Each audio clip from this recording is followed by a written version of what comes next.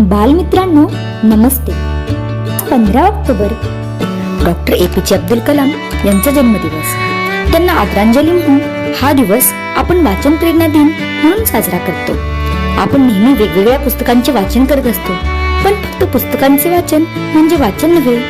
आपण इतर कोणकोणत्या गोष्टींचे वाचन केले पाहिजे ते पाहूया एका छोट्याशा गीतातून. वाचा रे वाचा तुम्ही रोज मुलांनो, होणार हुशार तुम्ही वाचा मुलांनो. वाचा रे वाचा तुम्ही रोज मुलांनो, होणार हुशार तुम्ही वाचा मुलांनो.